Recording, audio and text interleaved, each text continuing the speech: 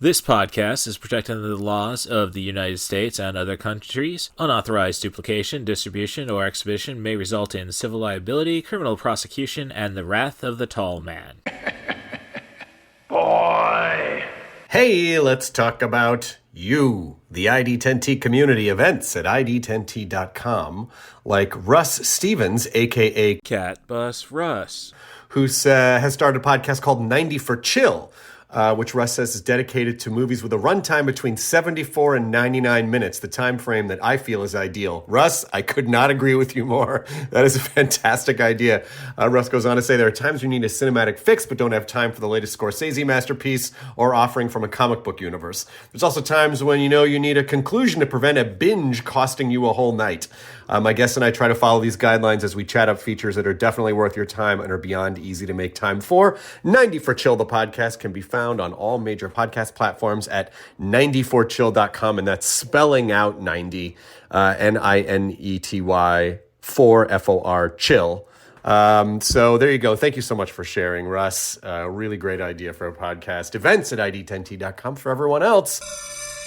TriStar Pictures announces the collaboration of three extraordinary talents.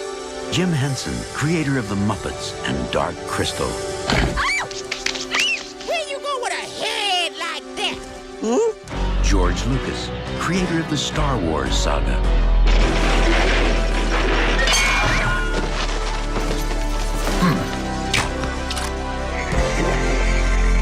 And one of the most innovative forces in modern entertainment, David Bowie.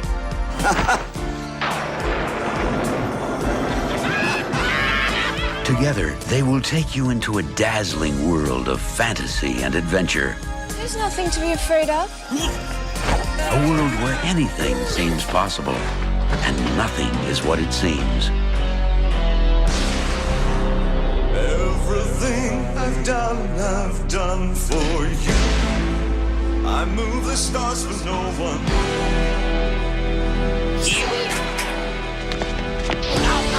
Run so hard, run so far.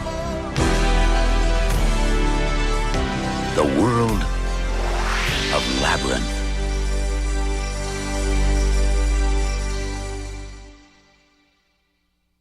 Little Hand says it's time to rock and roll. Bring the noise.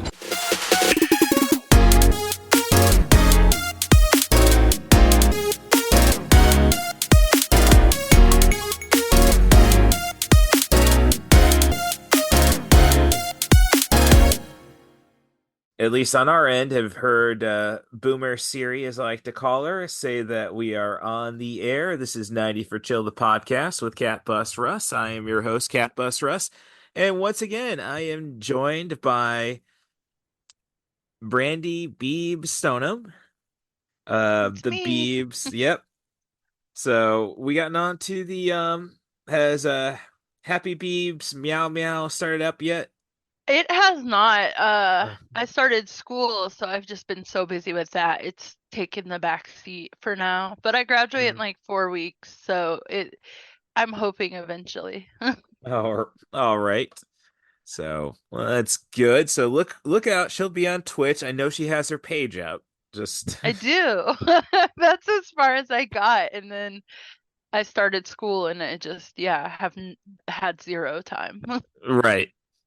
Well, I mean, that's, happens for the most people, I believe, when they're trying creative endeavors. So, like, fortunately, artists are not appreciated in this country, and a vote for Trump will confirm that. So don't be an asshole. I gotta gotta reinforce that stuff. So yeah, it's unfortunate that you even have to. yeah, right. Oh no, it's like, it's fun about the movie we're going to be talking about, because it's definitely, I think, regarded more highly amongst the women than the men. I think a lot of the people saying there's a gender gap in the voting right now, because like young men are choosing Trump just because young men are assholes. I just that's just how it is. So it's like, oh, we can relate to this Yeah. guy. Well, I mean, that's better than you guys being a racist, but you're kind of approving racism. And granted, Racism adjacent. yeah, that's still racism. So, Yeah. right. Yeah, but so yes, I mean, I don't hear too many guys talk about Labyrinth. I'm gonna just be upfront about that one. Not I enough. Yeah, no, I mean this was the 80s were tough on Jim Henson, in all honesty. He finished his Muppet trilogy and then he wanted to do stuff outside of funny, comedian puppets. And The Dark Crystal, again, highly regarded now, as is Labyrinth, like which is probably a harder hit for him because, well, okay, I went back to tried to blend this nicely, didn't go completely all puppets. Um, and by the time he could create something else, he had passed away from pneumonia. So sad state of affairs. I mean, um, but and I don't know. I should not have started this out so sad. I Speaking know. of the elections, so. Let me get the movie playing in my peripheral and it'll go from there.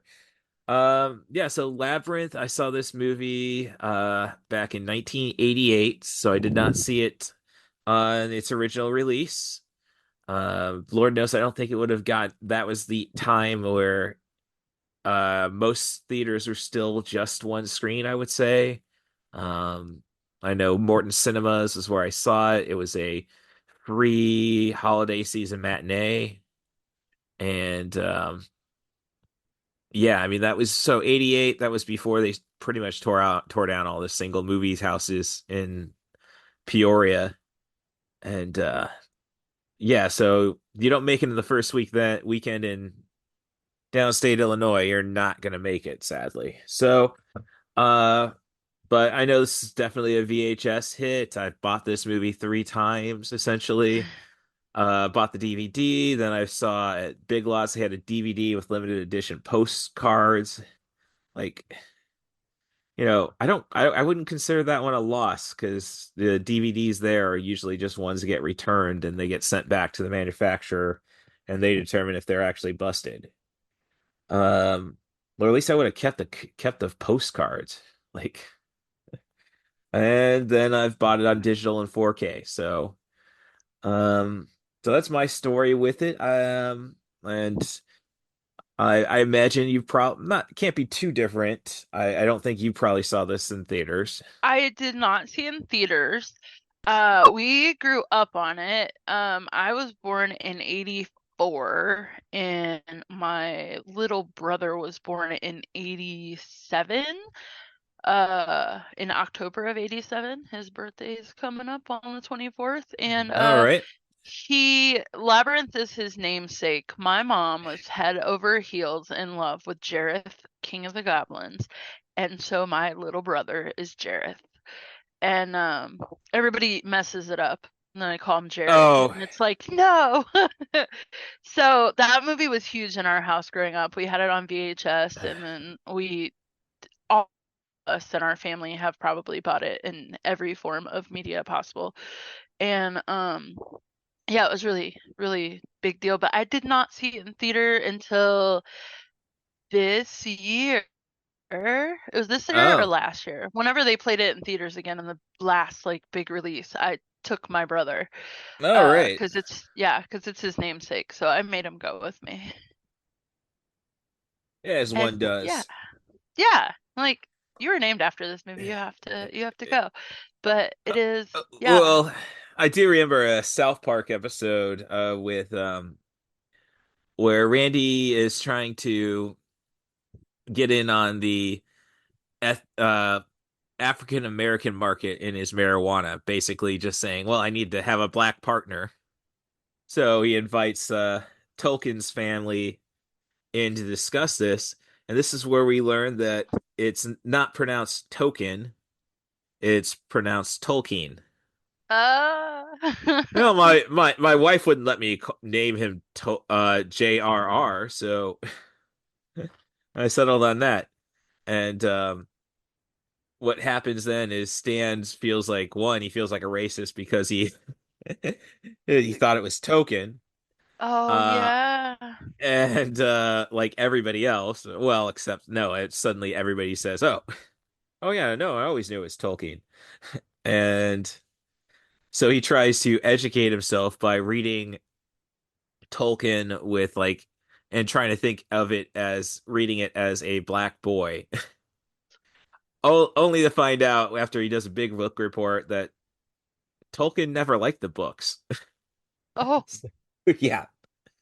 So I just find that a little funny. And you hear stories about angry kids named Ash who go to Comic Cons to just give Bruce Campbell shit. yeah.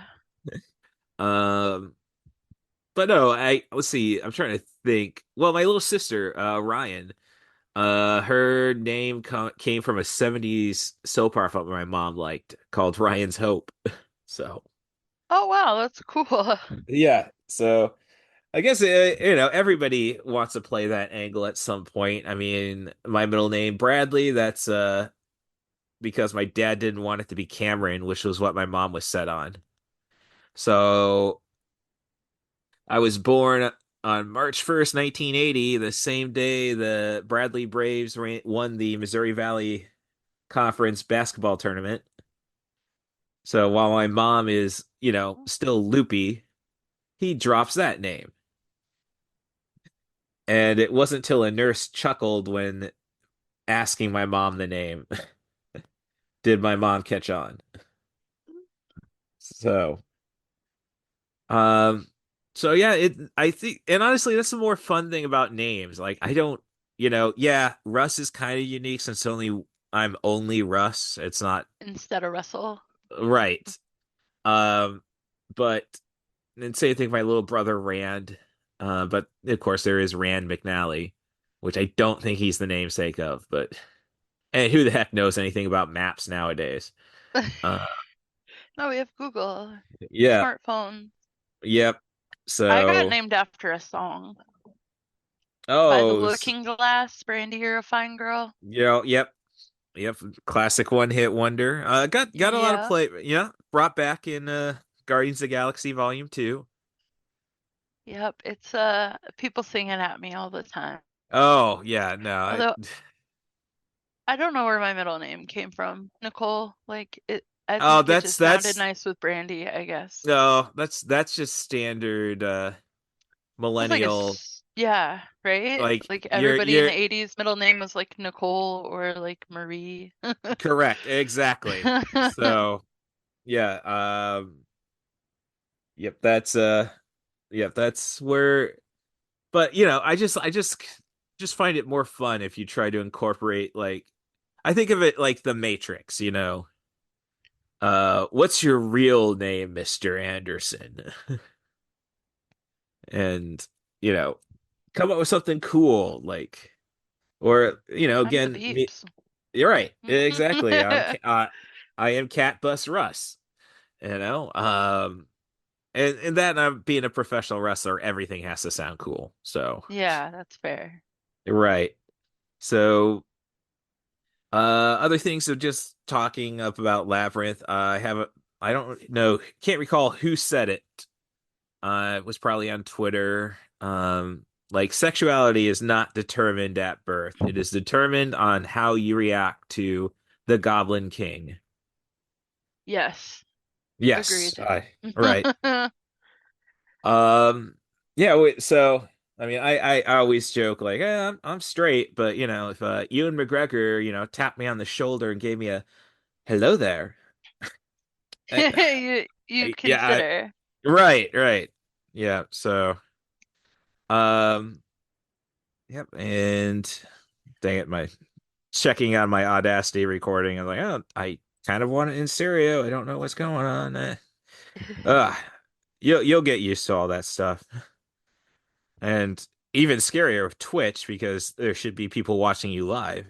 and they'll be pointing out. Yeah, we'll see Um, how that yeah. goes.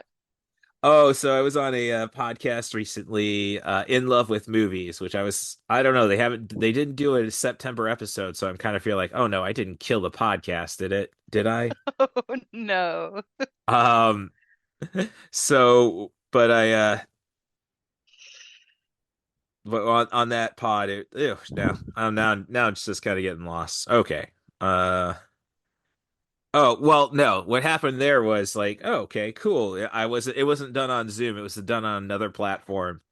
And then showing it off to some of my friends at trivia because it was about I Heart Huckabees. If you've ever seen that movie, I have. That's a good one. oh yes, oh well, actually, I had fun on that one because it was so In Love with Movies. The basis is Nick and his wife Danny.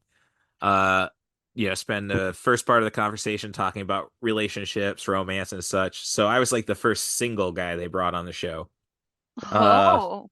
and they cut the hell out of the that portion of it. Maybe a little too candid and vulnerable. Oh, But well, no, I get it. Honestly, it's probably more to protect the innocent, that's or fair. and I should say innocent in quotations, but I digress. But I found out that when I'm showing it to a friend, she's got it, pulls it up on Spotify, and they did it in video. And I wasn't exactly prepared for that. I would have looked that a lot nicer. I wouldn't just be sitting on the floor in front of my couch because I don't want to bump the table up because the kitty can't get on it or all that stuff. But yeah, so that's the joys of the internet. Um, so yeah, I got we're to the point in my peripheral where she said the words. And But so little catching up to two, like thoughts like I kind of wish, I mean, I know TriStar was a new studio pretty much at that time, but I kind of wish they would have like done a Muppet Pegasus for their intro card on Oh, that. that would have been cool. Yeah. Yeah. I mean, we got the first real American CG character with the owl, but That was so good. They made it yeah. look well for the Uh-huh. time. Oh yeah. No, I think I'd say PlayStation 3 level. Yeah. Oh, Yeah. yeah, Yeah. for So sure. and thinking about CG, there's a lot of bits in this feature where just because of how they have to place things and put, you know, essentially David Bowie and Jennifer Connelly are the only humans on set. Uh, so a lot of the, like the fiery dance, which looks all right still, I think. A lot of people give that crap. Like you can tell, like, oh yeah, Jennifer Connelly's not dancing with the red furry things, um, but I think it's people are a little too harsh on it. But when I think about the introduction of the little worm, hello, Did you say hello? No, I said yeah, hello, but close enough. right, Yes. uh, yes, you look at the size of what the worm would have actually been in the wider shots. It's like, oh, yeah, no, she's acting against nothing essentially. I mean, like, because the worm's got to only be about 3 inches tall, and the puppet's going to be bigger than 3 inches tall. So, yeah, Jennifer Connelly had a real I mean, start into dare I say genre cinema. I mean, she was in Sergio Leone's um, Once Upon a Time in America, his last feature. At the age of 14, that's 84, 85. She's in a uh, underappreciated Dario Argento horror movie called Phenomena, released in the States as Creepers, where she's talks to insects to help solve murders. And so that she's 15 at that time. A really awesome movie. Like, hey, when you get give a chimpanzee a razor blade and find out. That's on top of talking bugs. Well, I have Uh, to see that now. yeah, I got it. I got a DVD copy of it. I think there's some better Blu-rays. Probably good digital versions too. Um, and so yeah, she's dealing with special effects and one of the most brutal directors on actors, I would say, in Argento. Um, so that's so she really got thrown into the fire, and I think yeah, I've watched enough documentaries about this, and some people say, "Oh, she was 14 when she was filming this." It's like, gosh, that's a little creepy with the mom then. Yeah. Yeah, stepmom. Yeah, you should be going on dates. I'd like it if you were out on dates. Which does Well, bring I was she her character supposed to be 14? Like, well, I would think there's whatever her age, whatever her age is. I think, this would be a long project to shoot, obviously. So she was 15 at the very least. And if you read, I've heard about novelizations of this and previous screenplays that they were kind of like the story is actually more about Jennifer Connelly's Sarah so angry about new mom and stepbrother and half brother, that she really focuses on what her mom was doing. And basically she left for a rock star, I think.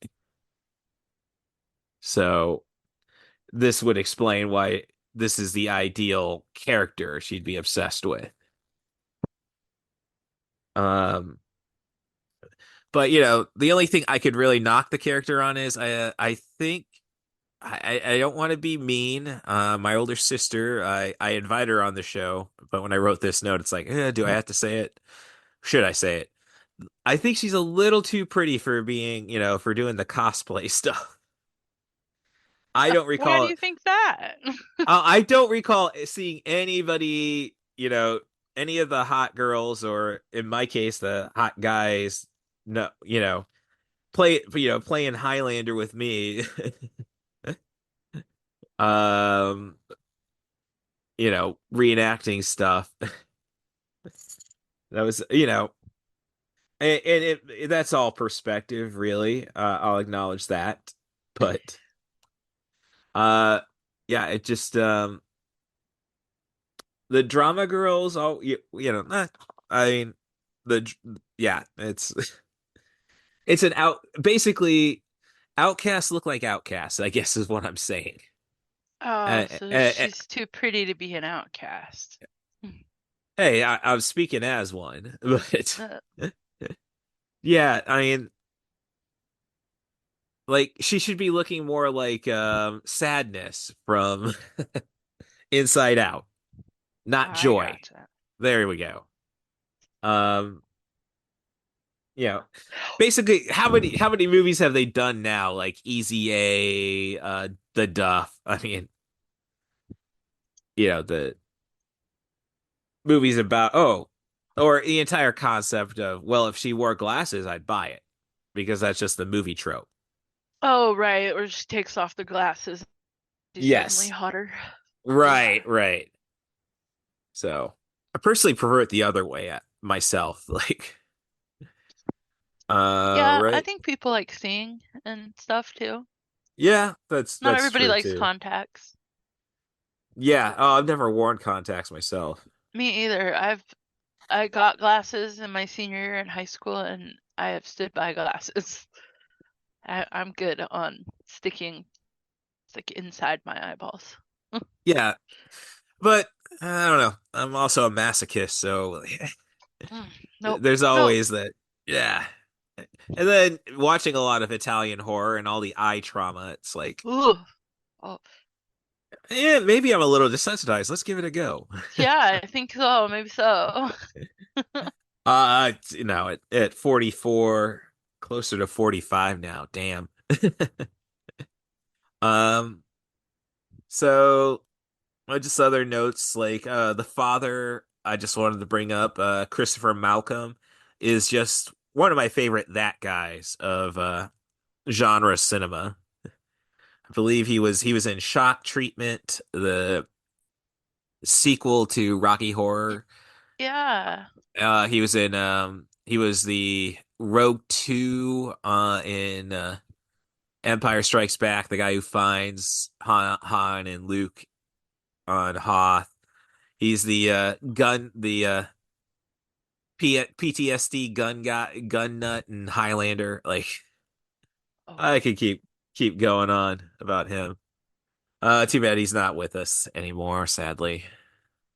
But and I now I just we get Sarah's entered the labyrinth, but we open on a shot of Hoggle letting loose, letting the stream loose, Huggle, or Huggle, Hogwart, Huggle. He- Hedgewart,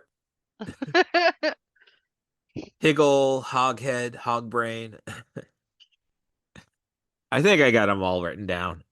You wrote them Uh, all down. That's great. yeah. Um. So I was about to say, well, really, should this have been a PG? And I suppose, Sarah does say damn a couple of times about not remembering that line.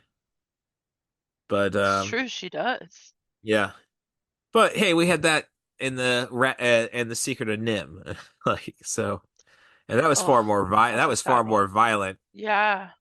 I don't know if it's really that sad. I mean, yes, people having to relocate, but I just remember feeling really sad after seeing it as a kid. I haven't seen it in a very long time. well, it is dark. There's no question It, about that. yeah, I remember it being dark. Right. So, but no, they triumph in the end. I mean, but there's other movies I gotta animated films I gotta watch, like Plague Dogs. Um, the Brits were really dark with their stuff. Watership Down. That one is also really dark. That one, yeah. No, there's no lightness in that one. Like at all. Yeah, and Plague Dogs is about two escaped dogs from a lab and, you know, trying to get them back. They cause a panic, basically saying, don't approach them. They are contagious. So, Oh my. yeah. Um, and I say all that and it's like, well, I say that and now I realize, no, this movie isn't too British. I I say that because of a lot of the jokes. I mean, the screenplays by Terry Jones of Monty Python.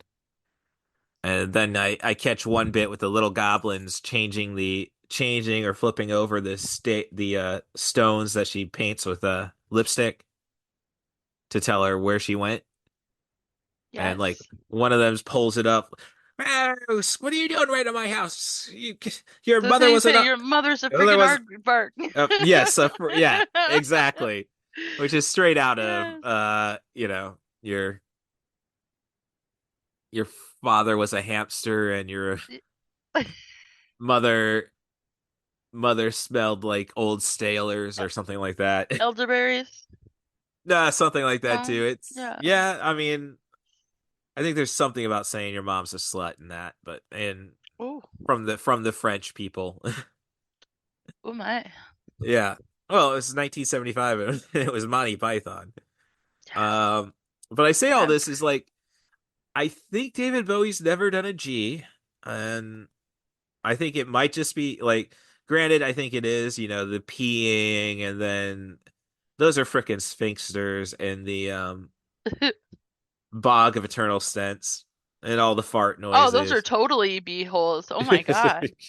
Yeah, just like totally Right. 100%. So I suppose that's what got it a PG, but David Bowie and those that leotard, It's that's definitely great. yeah. I'm just saying I think that earns it the parental guidance suggested. That might have been my sexual awakening, was Right. that bulge in the tights, maybe. It's Yeah. very Well, possible. no, no, my older sister is like so with her autism, she tends to just fixate on stuff.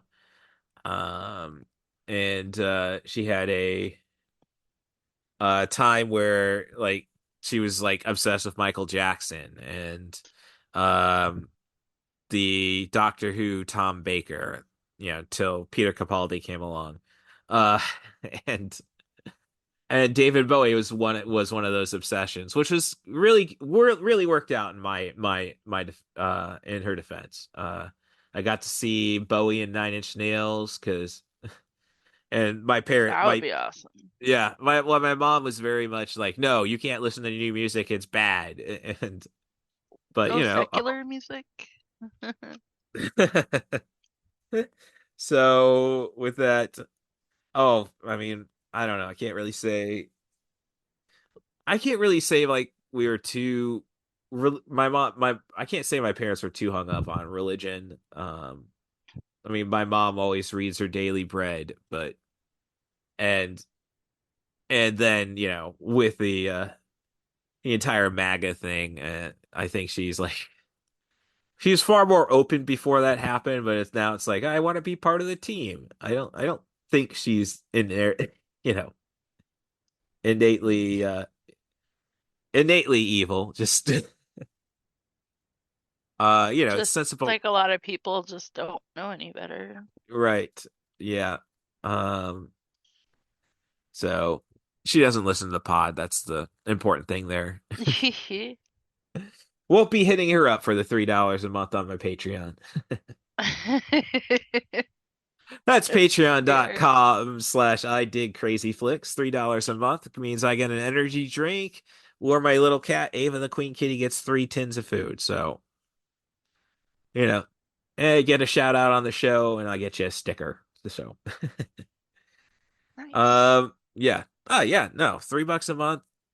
And, a lot of it is like, I got that price point from working in at a retailer, and we're gonna, hey, you want an energy drink? Sure, and we'll get each other back. So now, as long as I keep playing that side, they'll keep signing up. It's good for the taxes. That's all I can say. Nice. Yes. So, right now we've got the Dance Magic Dance number. Oh yeah. It's the Yeah. best.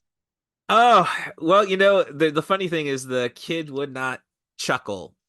I think and you can tell he doesn't chuckle, and he didn't chuckle in the studio. So that's David Bowie. Chuckling? Yes, doing the baby noises. Whoa.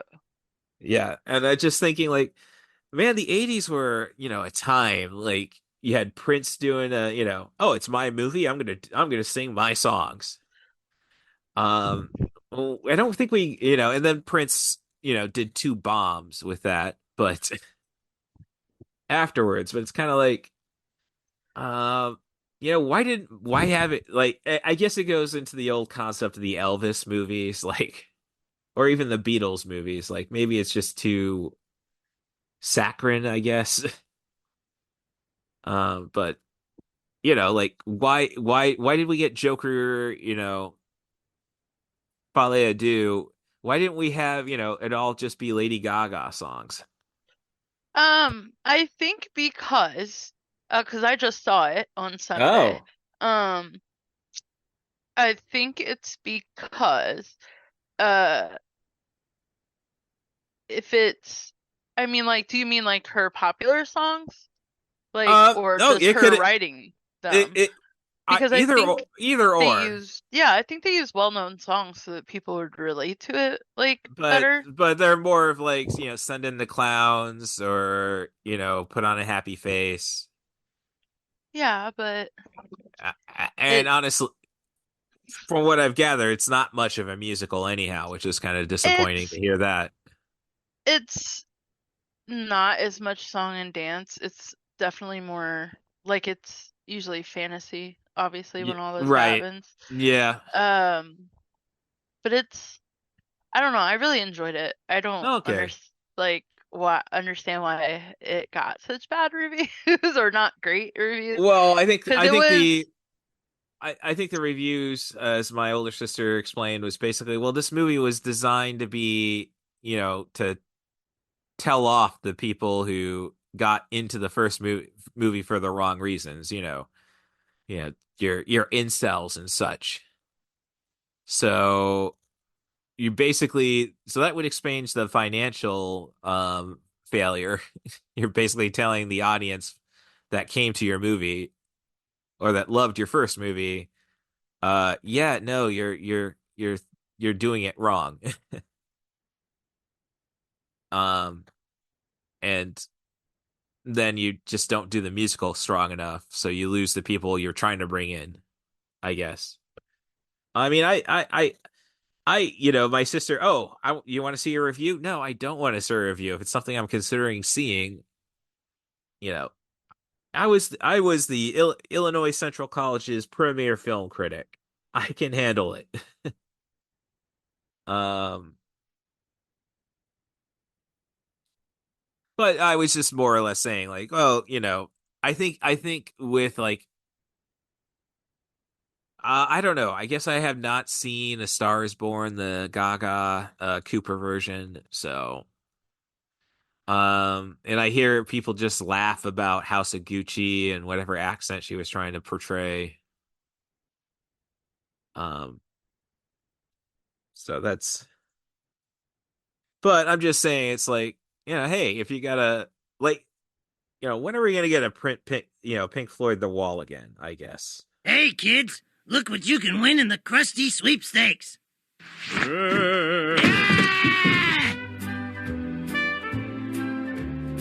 To enter, send me your parents' brains. All right, parents' brains on a 3x5 card and send it to... Do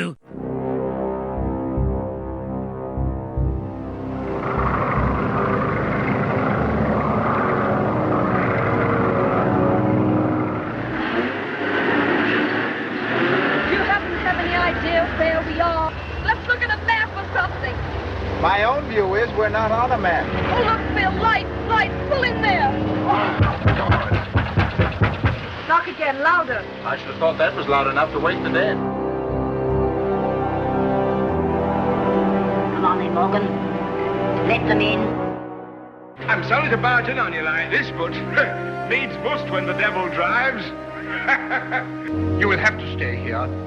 The misfortune is yours. He's alive!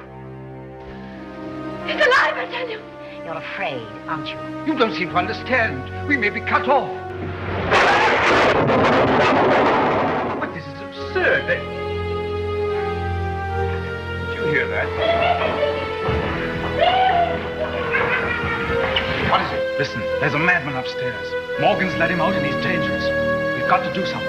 He just wants to destroy, to kill.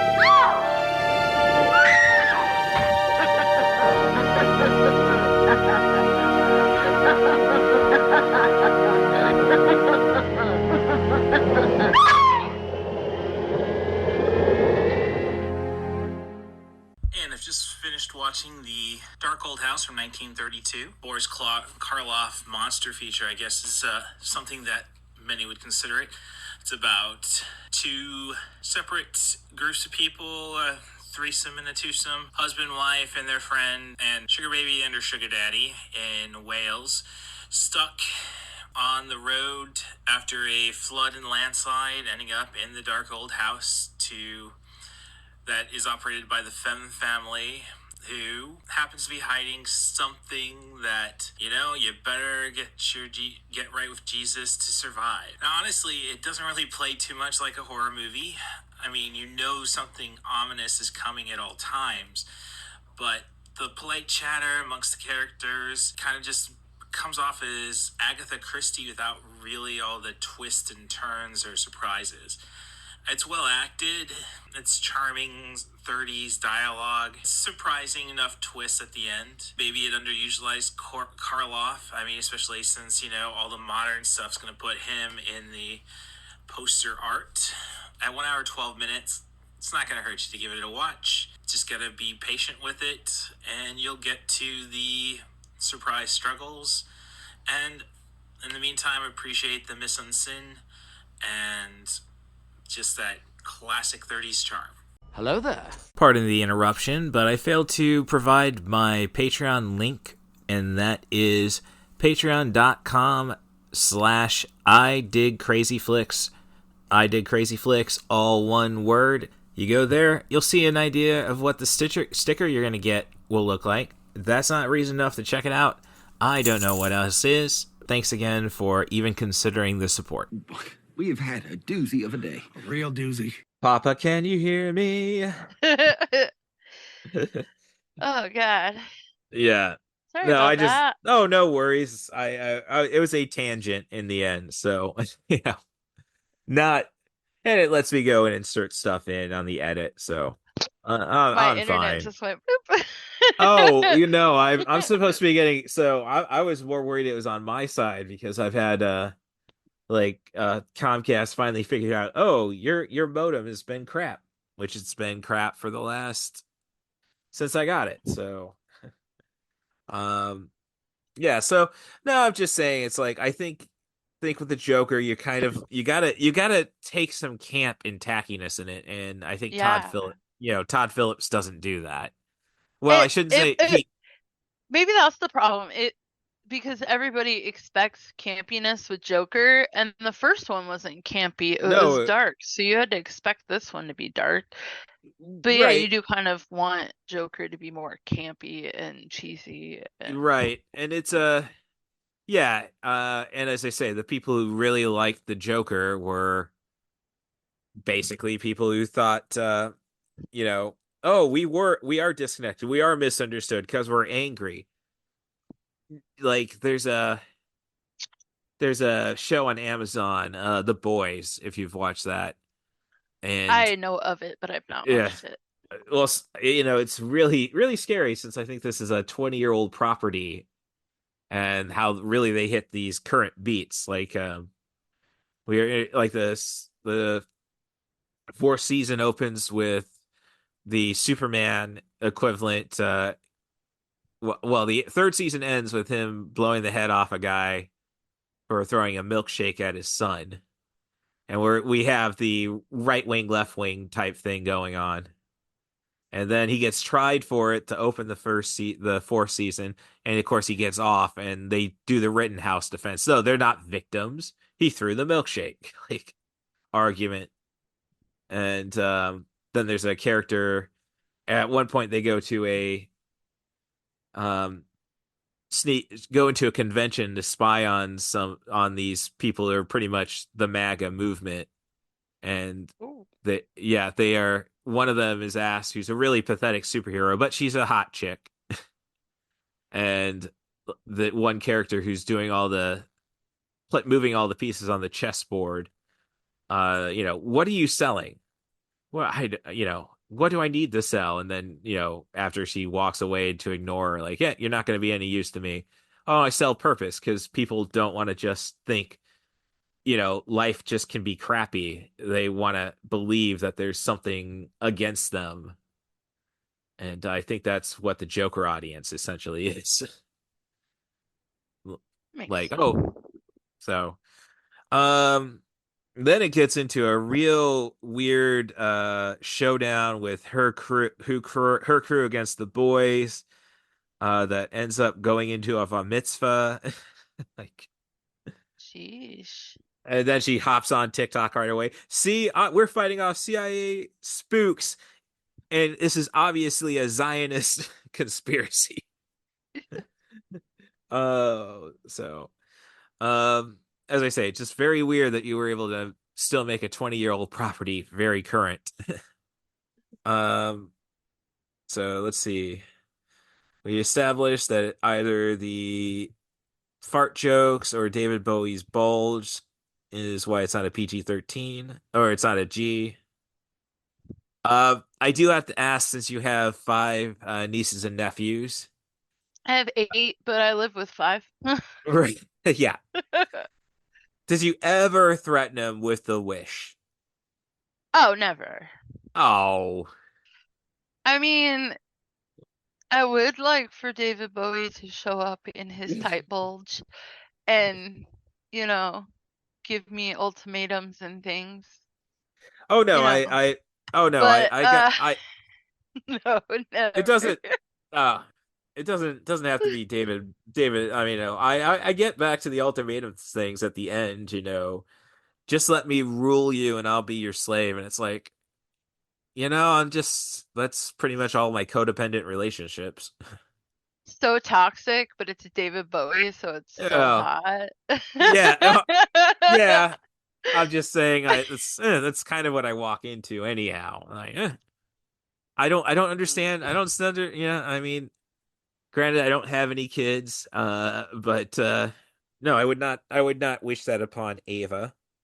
So that's the closest thing I got. But I mean, I do jet like at my retail jobs, I will Jedi mind trick a kid to Heck like, yeah. you know, I work with no, children pretty often, and yeah, no, you tell a kid, no, you don't want that candy bar that's right at the front lanes. They stop and wonder, do I want it? So no, I did have my little pseudo niece, Miette. Her mom let her watch this movie. She couldn't have been more than 3 at that point, and she would never call it Labyrinth. She'd just call it Bowie. oh, Yeah. So, smart kid. hmm. All right. So, and thinking about other scenes in this film, could you imagine shooting the wish scene? All the puppets on top of puppeteers on top of each other. Oh my God. Like I've not actually seen a behind the thing scenes like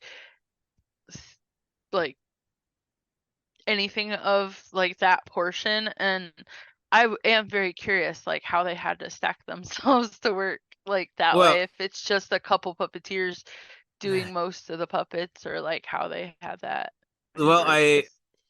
I have not seen really watched the special features myself, but I've heard stories of like, back with the Muppet movies, like, oh, they're in a couch like they would have to be like one of the puppeteers would have to be, so Frank Oz or Jim Henson would be under like a couch all curled up and just working with his hand to make it work. Like, I I think mean, it'd be so that's cool to watch. right. It definitely would be. So, like, again, it's kind of like I think an issue with high, HD and definitely 4K is you kind of see the flaws. Like, yeah, that's definitely a matte painting. They're crawling out in front of out of the oubliette. Uh, Oubliette. so you catch those little details. I think you could really, but they did a great job with the sparkles when David Bowie first appears out of the owl. Um. The part like when he does the crystal balls. I Oh. just watched this thing like where they had a juggler stand behind him with his arm through the coat, and a Oh. juggler like did it. Yeah. Oh, when you really take a time and see how the placement of a bunch of the shots, Yeah. you can definitely tell. That's yeah, somebody else is doing it. That's not Bowie. Like Yeah, it was a you just really short guy too. But oh, he was like so he could be behind him, I guess, I assume. But yeah, it was right, really but cool to there's watch. there's some obvious shots though where how they cut it. You could where Yeah. how they frame it. He's not behind him. He's just doing the thing. Pretty So much. yeah. Um. Let's see. 4K transfer. So I guess, I know we're probably a good half hour into this, but I guess we should go over the plot. The story Yeah. is the story is about Sarah. She's your typical high schooler. We'll establish that. Um, well, I say typical. I think I did establish her as a drama girl. Not many Yes. friends. Uh, in her own little world. Uh, just focused on this book called Labyrinth, and she tries to enjoy herself, but she's got a little half brother now from his wife's her husband's her dad remarrying. There we go. You got And it. Yes, I got there. Um, and they are still in that honeymoon swinging stuff. I mean, geez, are they gunning for Irish twins here? Um, Going out every weekend and just dropping the baby on Sarah. And Sarah's had enough of it once they like it's one of those bits like I would be pissed at my parents for the Lancelot bit because I don't see Toby climbing to get the Yeah. No, I agree. They totally got it for him. yeah.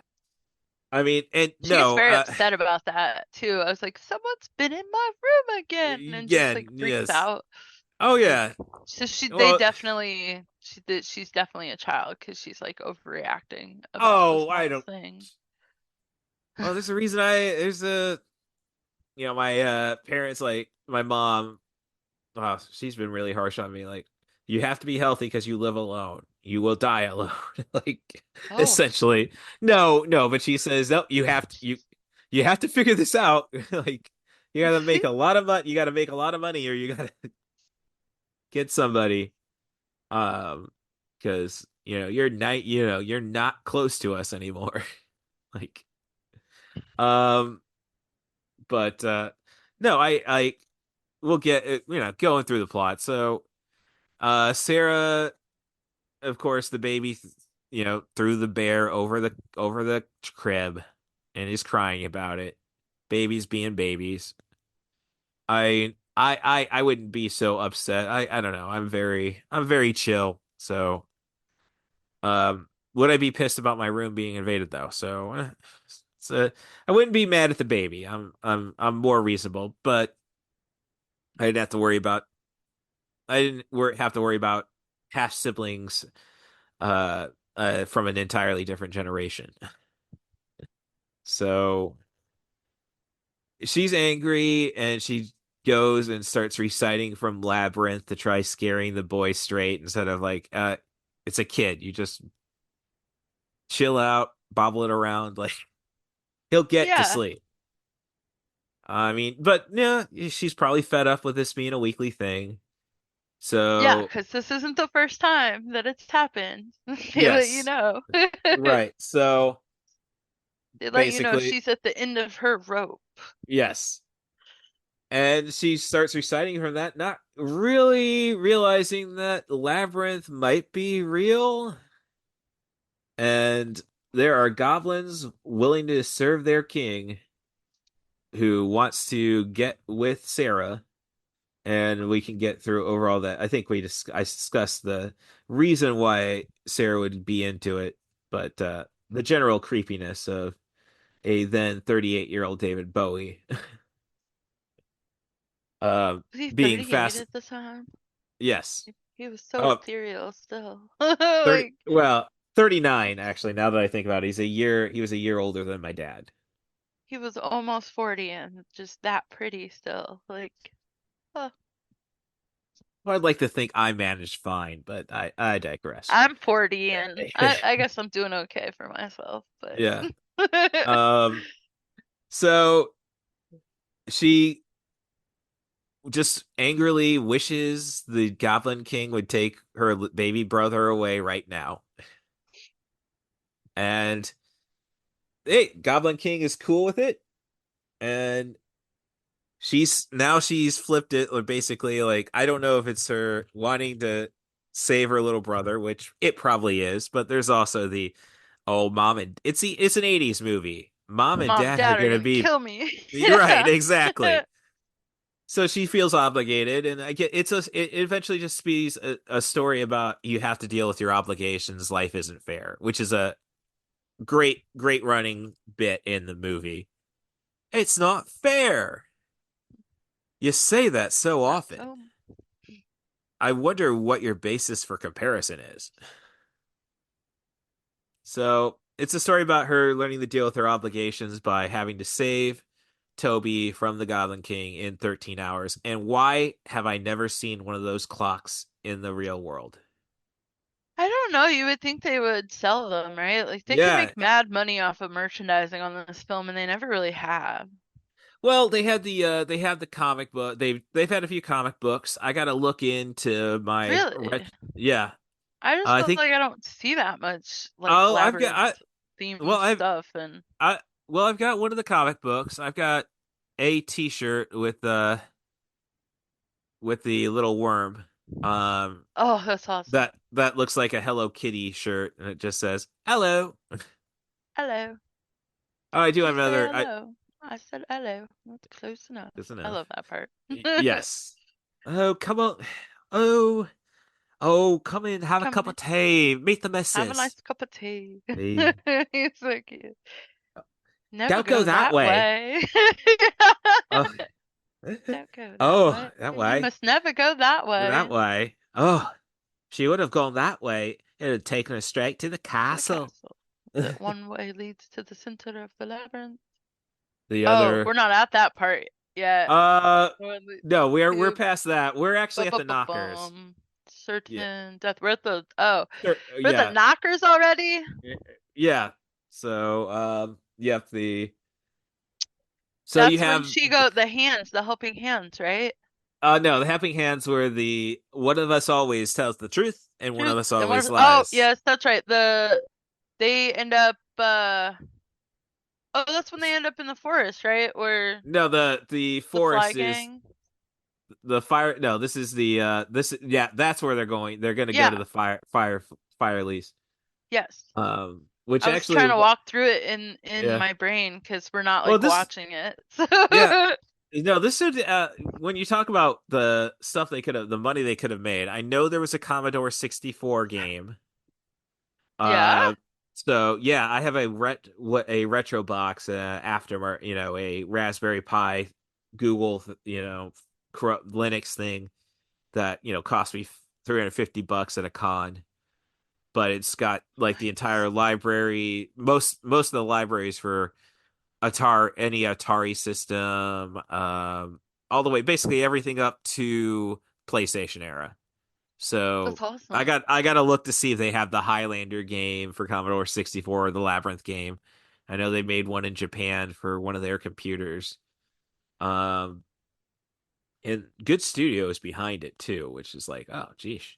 So I got to look into that. But this really would be a good video game because so many especially in the time of these like Until Dawns and the Telltale Walking Dead games, like you do decision based stuff. Wouldn't be a long game, but you could totally do it. Um, and I do have the I do have that Jareth Funko Pop. So, uh, but I was thinking, do I really need Hoggle? And they had Ludo. I don't think they had Sir Didymus and Ambrosia, which are kind of my favorite. Sir Didymus is like I just love his little attitude.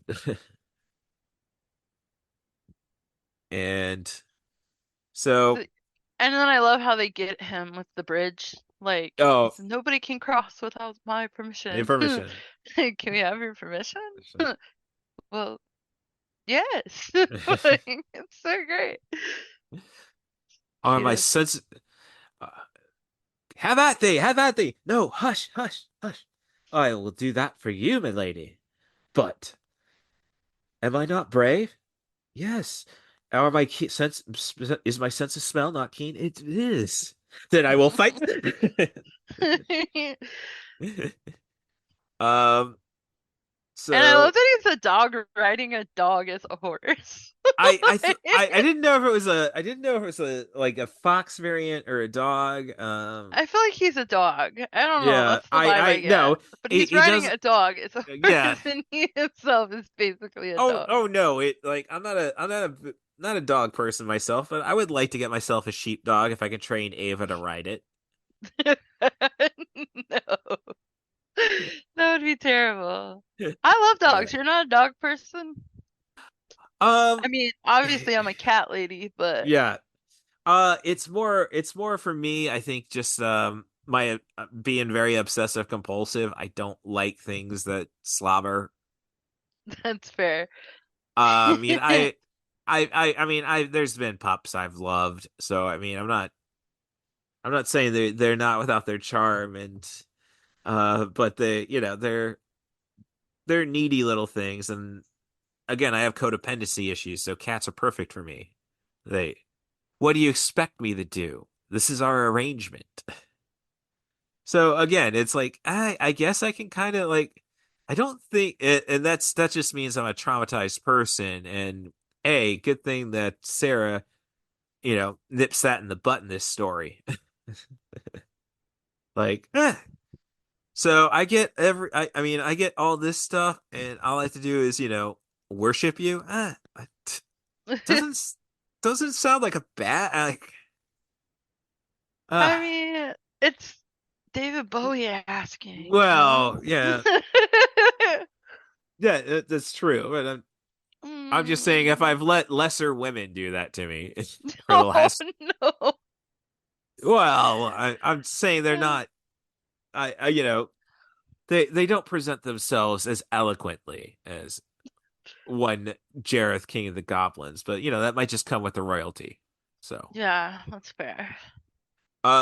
so, but uh, so there's a lot of illusions that Jareth plays on Sarah, and eventually it leads to her having to accept that her own little world isn't enough, which um after she's been drugged essentially from eating a peach handled by the ultimate just somebody who Hoggle, who just feels Huggle. like, yeah, he who just feels he's been, just nobody really gives a shit about him. I don't think he feels jaded against people or anything. It's just nobody's ever done anything good for him, so he's not going out of his way to do anything good. And that's his arc, is like he realizes somebody needs him, and is he going to step up and meet it?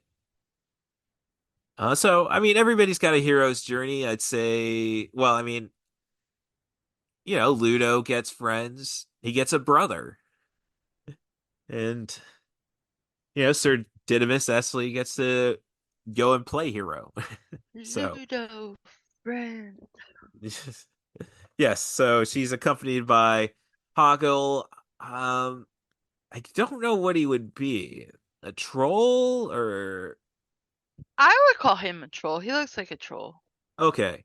Ludo, who's just a basically, well, as we meet him being falling into a trap of some goblins who are just picking on him, calling him you big fuzzball, you overgrown yeti. But consider if Jareth is king of the goblins and like all of these things are living in the labyrinth and the city at the center of the labyrinth, are they all goblins? I think that is suggested. Yeah. Well, I mean, the Fireys, they're.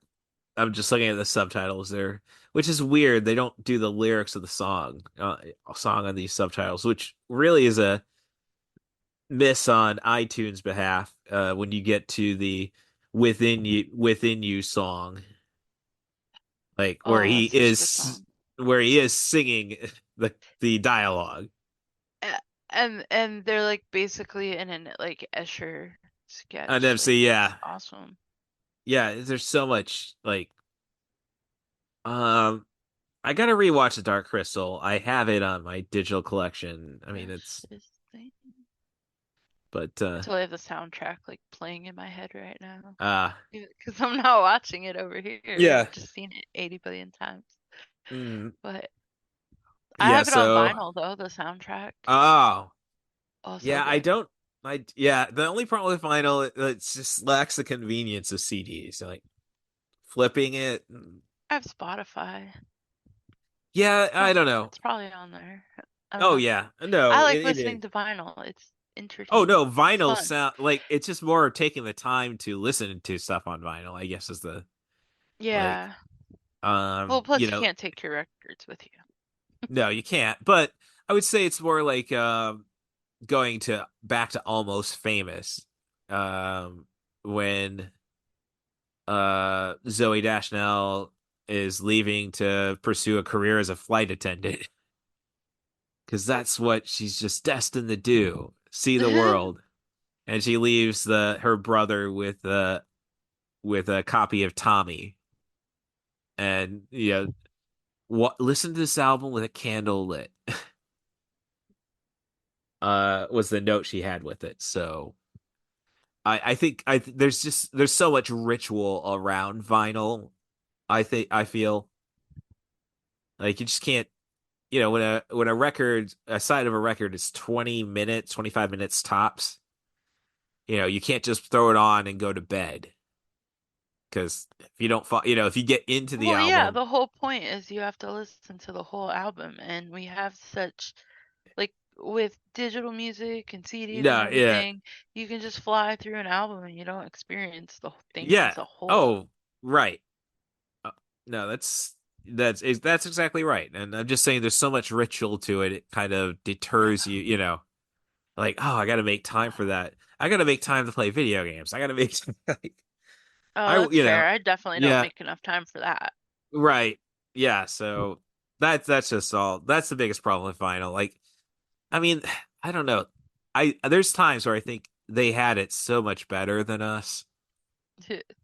I mean, like, would I have been a better reader if I didn't have TV? Or, probably. And if you get into reading, I don't know why you really need TV. Well, I'd love to read, and I still watch Oh, TV sometimes. well, no, and I know I'm just saying I have never gotten myself into that practice of reading. It was Oh, basic. you're missing out. I'm not denying that. Despite despite I'm the but I like to take pride in I'm the most underread English uh major. Oh, yeah, So, well, I could then, probably read more than I oh do, yeah, but I still read quite a bit. right. And no, you definitely should. I'm just saying, it's um like once you have a form of entertainment, do you really need to keep building on new ones? Like, I guess is what I'm getting at. Like, television, dare I say, video killed the radio star. Um, like, I know why TV was big for me growing up. It's just like my mom is raising three kids on her own, essentially. Well, my dad worked, but trying to manage all of that. It was the babysitter. We can go into cable guy, essentially. Um, it's just, and when I think about, I think about when I write, and I write a lot, or more than most people, I should say. I'm not writing enough right now. It's kind of like, I love the idea of cinema and even television to a lesser extent. It's just basically like, and I think that might be my own ego. It's like, I don't want to be at a book signing and, oh, I just imagine this. No, no, no, no, no. You don't imagine shit. It's my world. You appreciate it for what it is. Hence why I like Yeah, writing screenplays. Like, no, I cast this guy. That's who you're going to respect. that's who it's gonna be. Yes, like, as long as it's not Dane Cook, I think there's promise. Does he still act? I think he occasionally does. He was on the Star series for, I think he was only on one episode. It was American Gods, Neil Gaiman adaptation. Kind of sucks. Neil Gaiman's kind of been canceled, but um, yeah, did getting a little too personal with nannies. Oh, Yeah. I wasn't thinking like, oh, come on, Neil is pretty open about all this stuff, and then it's like, okay, total radio silence on Neil. um, but yeah, so he had like a role. His role was so in American Gods, it centers around Odin, played by Ian McShane. Essentially, it looks like trying to raise his human child, or obviously, his demigod kid, into accepting his mantle. Um, but it starts with that guy getting out of prison, and he gets out early because his wife has died. And then we find out his wife died while blowing his best friend, who was Dane Cook, and they get into a car accident. So he's got a lot to unpack with that, especially since she finds a way to come back from the dead. Yikes. Yeah. Hmm. But she's in a state of constant decay though. So she has her own challenges. Um Might have to all look into that. Yeah, it's an interesting. They only did 3 seasons. The gut can't like you could always just read the book, of course. That's the problem with this adaptation, you know. But I didn't want to take the time to read. I'd rather read it. No, no. Hey, if you look at the logic that a from a screenwriting standpoint, a page is supposed to be 1 minute. Yeah, it's really not that daunting a task. No. So yeah. Um, but getting back on to okay, no, made my comment about I really like I would like, you know, I said I wasn't a dog person, but I would take Ambrosius in. Oh yeah. He's so I mean, cute. yeah, he's cute and he's a smart dog. Like you got to appreciate any dog who knows how to close the door behind him and lock it. But if you got one, you would have to yell his name like that every time. Ambrosius. Yes. You couldn't just say it normal. Um yeah, okay, we've gotten over my like I guess at one point where um Sarah is drugged and then has the really, you know, fantasy moment of you know, everything's too good to be true, dancing with David Bowie. And yeah, it Oh probably would be. yeah. Um she awakens in a junkyard and is welcomed by this little hermit essentially who's got her Oh, entire the old lady. yeah, you Yeah. know, That who's the entire message is no, you have it good. Why are you trying to grow yeah. up? And I took offense. Basically like Yeah. And I took offense to it this time. Like, I'm an adult with no responsibilities outside myself. Like, no, I don't want to call my stereo junk. Like, no, this is good stuff. It's not junk. You don't appreciate it. You know, people don't. So no, now we're basically finding out I'm Hoggle. Huggle. Nobody. He Yeah. he really likes shiny things. I Yes. don't Yeah. What is that? plastic. Plastic? No, I mean I don't know. It was more or less me. Yeah, I mean Hoggle pretty much is my adulthood. It was like I'm gonna be a wrestler and nobody gave a shit. All right, I got a screenplay for everybody I worked with wrestling wise, and nobody gives a shit. Hoggle, You Hoggle give a don't need, shit. you know, Hoggle doesn't have any friends. Hoggle is Hoggle's friend. Huggle is Huggle's friend. Yes. So, but yeah, so he's really not that. I guess he's the male equivalent to Sarah in a sense. He doesn't want to be responsible. He just wants, Yeah. yeah. I never So thought it's about that. Like right. they No, it do sort of just mirror each other personality wise. right. Yep. So there is something about the labyrinth, though. Nothing is really dangerous. No, not really. Yeah, like You might yeah. smell really bad. Well, you might smell Or really well, bad. the fire gang they were like wanted her to take off her head. That was Head. probably be detrimental to like being alive and whatnot. Right, Uh, but they don't mean to they don't mean to hurt you. They just want their Yeah. free throw. The big The mech, but it's yeah. controlled but it's controlled by a moron. Yeah. like He's not doing like a good job, and then Huggle saves the day. and then Uh the cleaner, like those yeah, guys don't that know could what have they're doing. Yeah, you could have been cut up pretty good, but then yeah. but it's not being operated by anybody. Like you get Just past it, then it's like totally, oh geez, I was scared of that. right. I mean, I mean, yeah.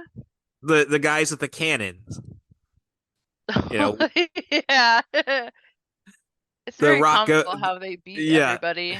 right. The rock goes into the cannon, and it's like Oh fire. yeah, and Ludo calls the rocks. Yes, Ludo that's Ludo's trick is he calls the rocks. Didymus rides a sheepdog. Name And Ambrose. yes. And You but can't I'm just forget saying, like, Ambrose. then you have the machine gun at one bit and they're like, oh, we gotta hide, and then the rock falls on it. Like, and then they still do a comical gag like, "Ugh, all right," as he's all squished, or the cannonball that gets backfired, and then Yeah. the guy who launches it, hey, I just fired you. It's so now I guess we got to get to it though. Everybody said, like, most people agree this is really just a dream. It seems most people I agree. a lot of people I don't know, 'cause like at the end after she talks to her father through the door, like, and she's gonna go downstairs, like they Mm. all show back up. So it's like, is it a dream? Like, Yeah, so I does think she just they're. I mean, the only thing keep that really go makes back me to sleep? say, really, the only thing that makes me say it's a dream is just because when they get to the final showdown. All right, that's the only way he could have gone. All right, let's go. No, no, no, I have to do this on my own. But why? Well, that's just how things are done. Oh, well, if that's how things are done, then that must be how things are done. But Just should you need us, yeah, yes, should you need us. So I guess some would say that just says, well, these are her voices. There. Okay, so Sarah could be schizophrenic. I I mean, I would find it plausible that it's a dream because obviously stuff that cool does not happen in real life. Yes, But but I that's just the entire thing is but I want to believe that stuff could happen like that.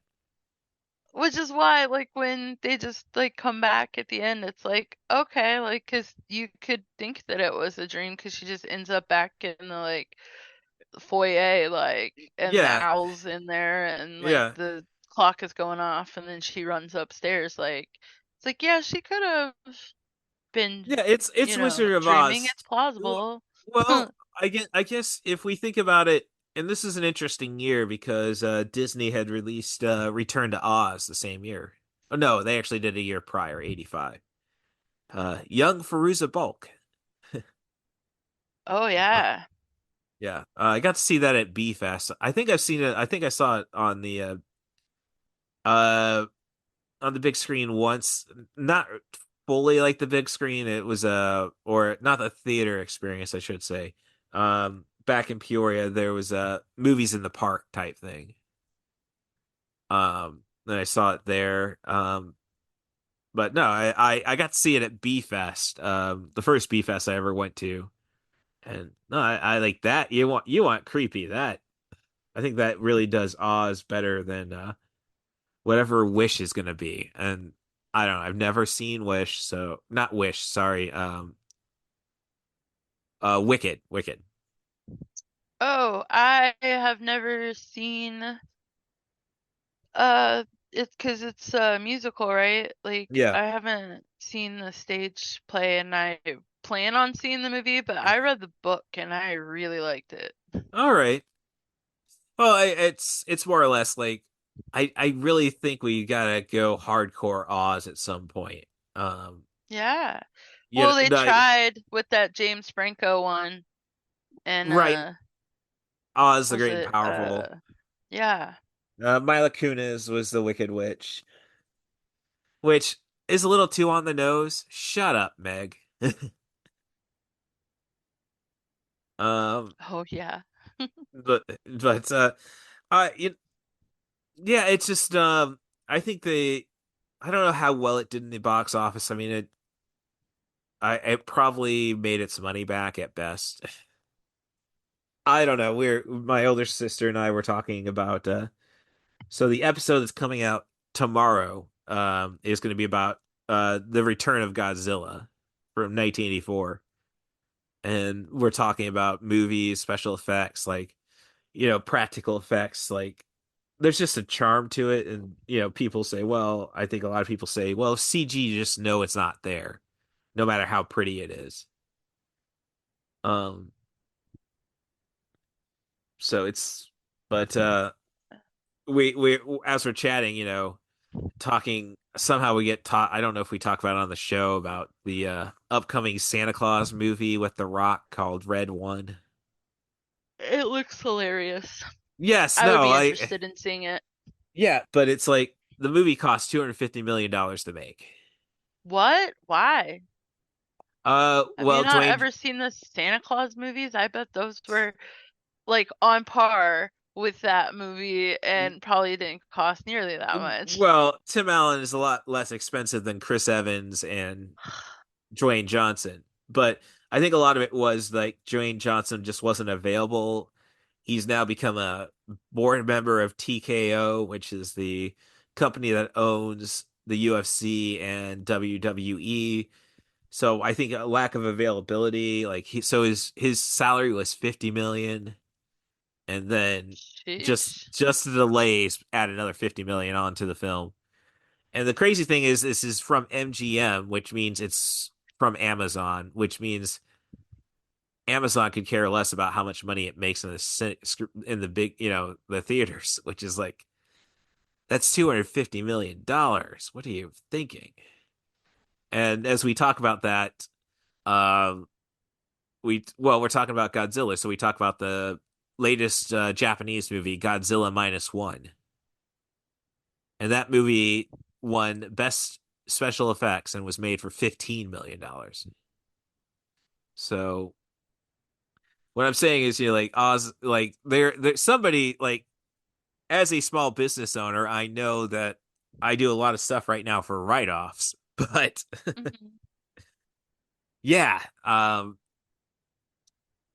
yeah, I better get a hell of a tax refund for I because I am not losing as much money as those guys. Yeah. Yeah, so I mean, I don't know, it's just very silly, like that. We had it cost so much money to make Oz the Great and Powerful, and it's like, yeah, it didn't make enough money that it's going to be diminishing returns. So if it's diminishing returns, we can't go and do a sequel. Like, or take John Wick. That was only $25 million. That was a great movie. Yeah, yeah. So yeah, I it's haven't seen the just fourth one. I've seen the first three though. oh, I like the fourth one. I mean, it just gets more over the top and over the top, like, and So good. it concludes. I'll say that. But it's like you got enough clever humor in there. Like it's a throwback to the 80s with like enough clever humor and then just like, oh, how are we going to make this scene? So what's going to make this violence so exciting that we're going to be cheering for it? Let's give John Wick a white phosphorus shotgun. So I can't wait for the ballerina. That's the spin-off with Ana de Armas. Um Oh, so yeah. that's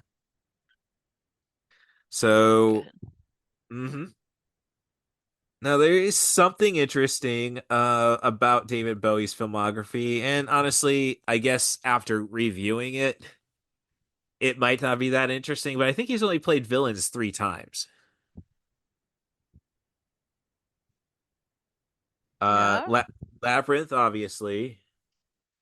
He did a movie that I'm surprised I have not. My older sister hasn't talked about with it's a John Landis movie with Jeff Goldblum. Really?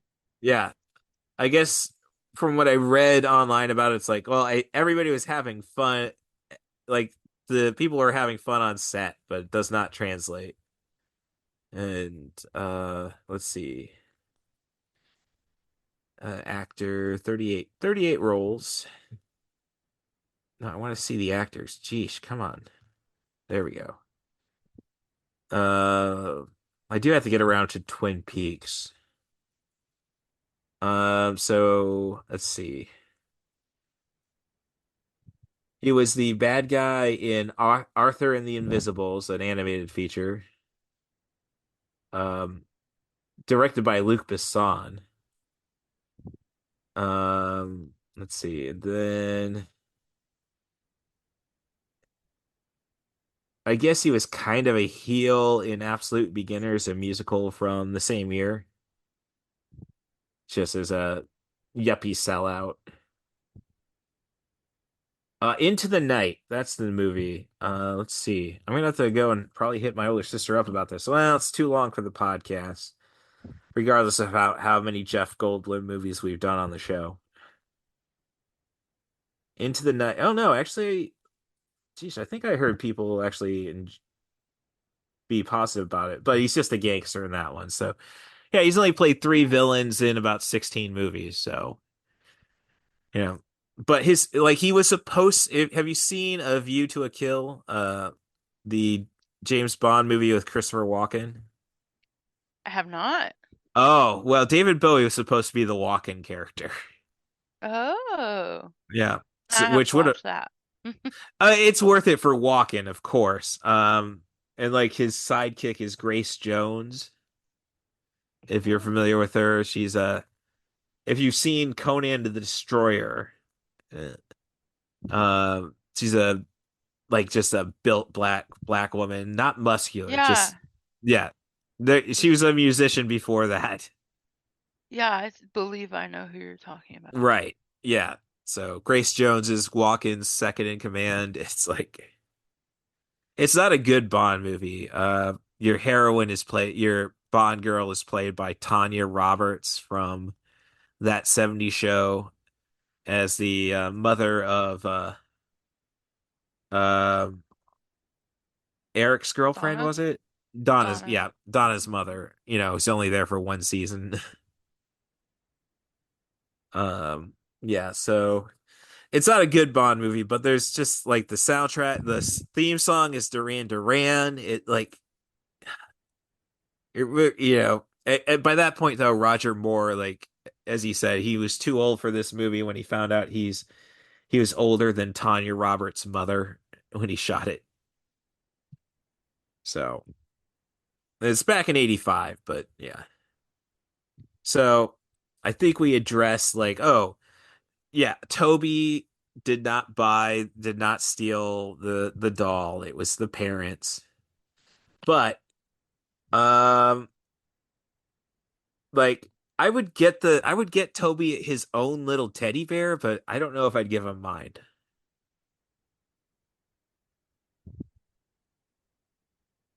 That Yeah. like I think a it was couple kind of sweet at the end when Yeah, I she. know. No, it's about growing up. I get it. And Yeah. I think we've You wouldn't established share that your teddy. I think we've established I'm a 45-year-old child. You wouldn't share your teddy. Well, not to no, I would get him his own teddy. Like, why would you want my worn one? Like, no, I'll get you something new.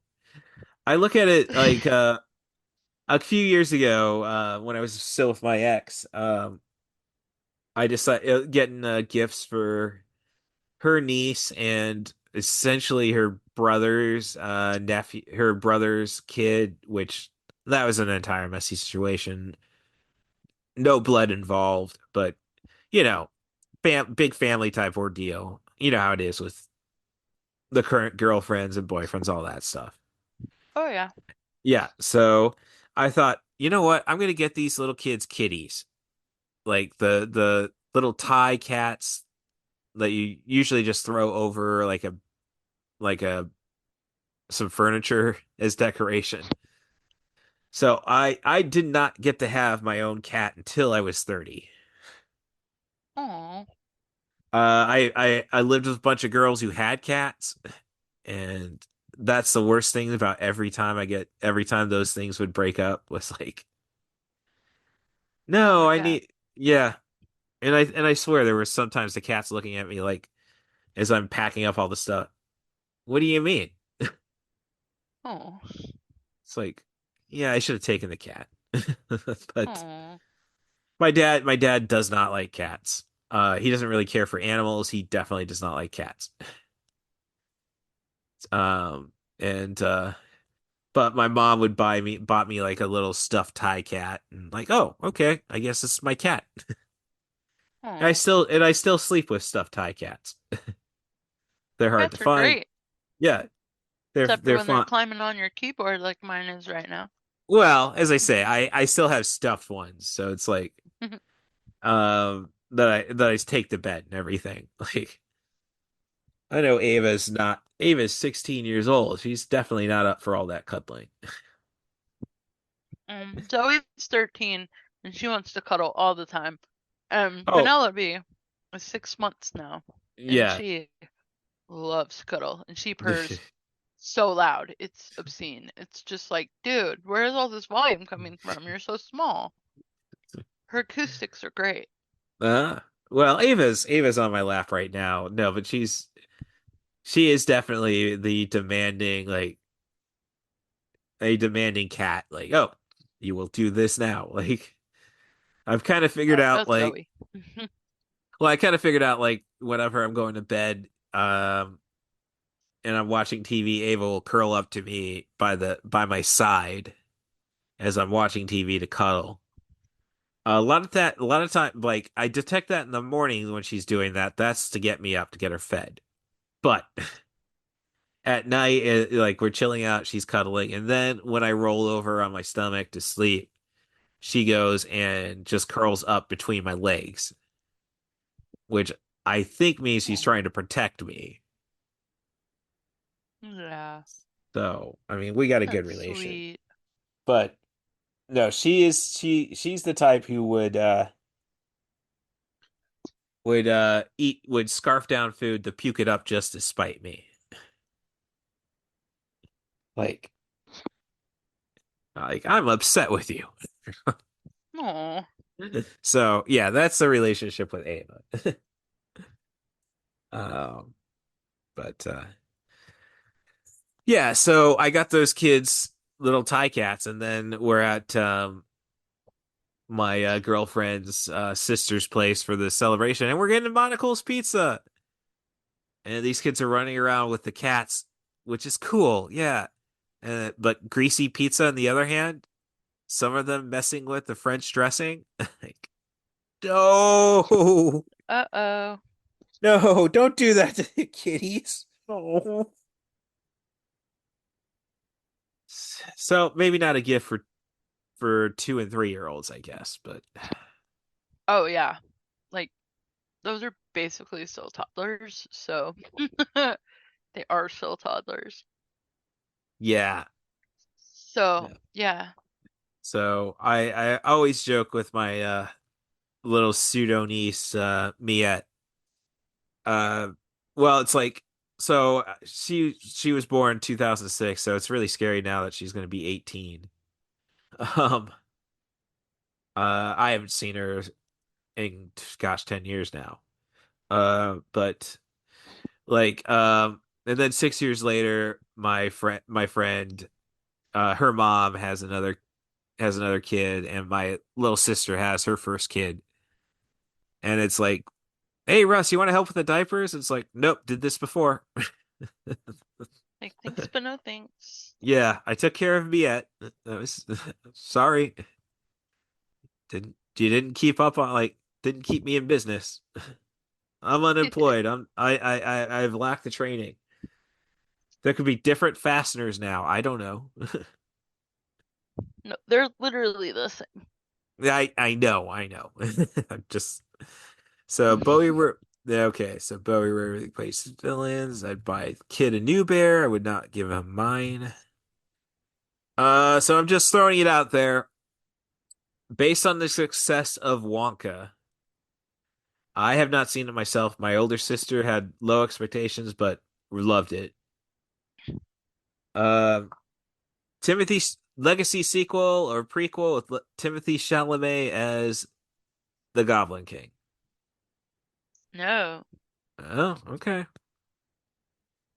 I I did see a just thing where somebody did like AI art and they used Tom Hiddleston. well that is definitely. I'm saying Timothy. Maybe. I'm saying Timothy Chalamet is such a flexible performer. Like I could see it maybe writing I totally something. get Wonka. I haven't seen it, but I totally get it. I don't. Not for Jareth. No. Nope. Well, uh, Not for uh, me. it's just one of those things. I don't want this universe to die. I want a generation to not appreciate it like they did back in 1986. This is coming from a fan of Tron Legacy, like another movie that bombed. And granted, Yeah, I didn't see that one. The original one is great, but I didn't yeah, see Tron but no, Legacy. right. And it's one of those weird things. Like nobody saw Tron, It's but the so cult. good. See it. Yes, yes, it qualifies for the podcast. Um, so but it became such a cult thing that 30 years later they went back to it. I don't know why they would do that. I mean, I would know why because of just like, oh, Daft Punk wants to do the soundtrack. We're making this. Yeah, Uh, totally. but I'm just saying, like, and the movie bombed I'd be again. I'd be fine if they did it, even though I will always prefer the original. I'd be Oh fine yeah. if they remade it. Just Well, don't use Chalamet. I don't Hmm. no, I don't necessarily think we need a remake. I'm just saying it's like try something like I think remakes. I don't know. It gets into a weird thing. Like legacy sequel is what I'm saying. Like we just need to figure out some way legacy sequel or prequel. I don't want to. Um, I don't want to remake the original story. Like if like it's very tough they that would they. have to do, I don't know, like Yeah. prequel maybe, like how Jareth became the Goblin King. Right. That's what I be gunning Yeah, at. yeah. Still But don't see I Chalamet. okay. All right. He's just the most enigmatic. I think. Yes, Tom Hiddleston. Mm, Tom Hiddleston is definitely like the guy who could do Bowie or Michael Sheen.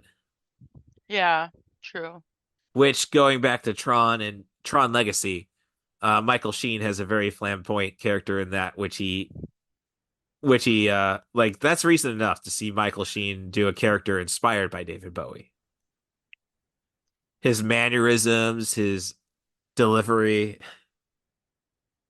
So I mean, there's Michael Sheen, but Michael Sheen is way older than what Bowie was when he did this movie. It's it really throws me off, honestly, when how fast time is and how some people can just keep up with it. Like David Bowie broke big in 1969 and he was able to keep it up for at least in this case 17 years. Yeah, And and went on well past this. oh no, he yeah, he Like, he was just he got better and better. I don't know if I'd say that about his movies. I Well, was yeah, looking. but I just mean just Yeah, him. right. Um yeah, it's just nuts. Well, honestly, it's just really nuts how like we're still very nostalgic for the 80s, obviously. We're talking about a movie from our childhood. but it really does not feel that long ago. Yeah, I know. It Yeah, feels very not correct. right. Like, and granted, the one movie that always threw me off was Willy Wonka and the Chocolate Factory. Like, oh, this is the movie I watched growing up as a kid. That was But it made was not like, that was made 9 years before I was born. Damn. yeah. Um, I was born in 84. Yeah. So, Well, yeah, it's just, and I guess this movie Labyrinth is essentially that thing for kids kids today, or I don't know now with streaming and everything, but when it was physical media, this is the thing you'd pass on to your kids.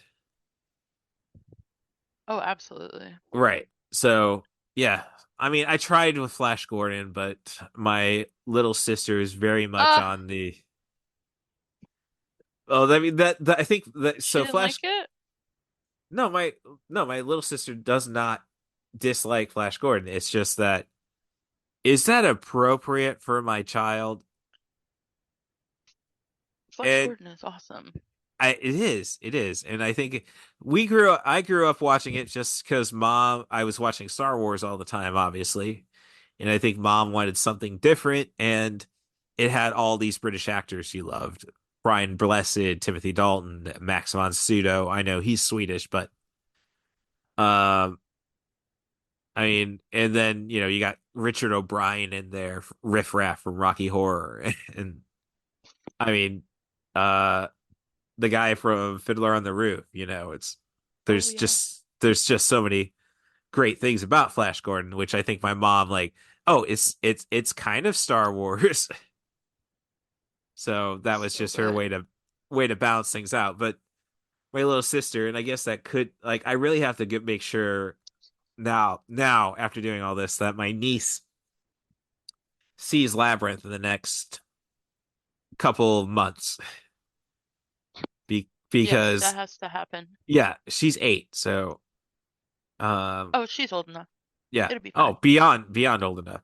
Well, as I will back up though and say like I was when I first saw this, and I've probably shared the story many times. Well, I was scared shitless of gremlins. I was afraid of the dark. Really? Oh, I was afraid of the dark. So, and now you have creatures that thrive in it. Uh, you know. Um. So Fair. yeah, it wasn't until I was about 36, like I went and saw it at the art theater in Champaign with my girlfriend. All right, I'm over it now. I think. I think. Um. So when the first scene, like not the first scene, obviously, when she's making the she's angry at Toby and is reading the lines, and the goblins wake up. Like I closed my eyes immediately. Like I see a bunch of small critters. Oh, like they want to cause some trouble. It's like, nope, nope, not looking at it. And then as the conversation goes, it's like, say the words. Is she gonna say it? Is she gonna say, has she said it? It's like, oh, these guys are idiots. These aren't Well, also, scary. yeah, no, especially with like his voice, it's so dopey. Yeah. Just yeah, it's like, does she say it? Like Yes. it's just you can't be afraid of that. Right. I mean, there's still great moments when we're wondering what happened to Toby with the goblins scurrying around the bedroom, but that were effective. Like you don't know what the owl's gonna do. That's true. Yeah. But my other story about this is that this is a year after Mad Max Beyond Thunderdome.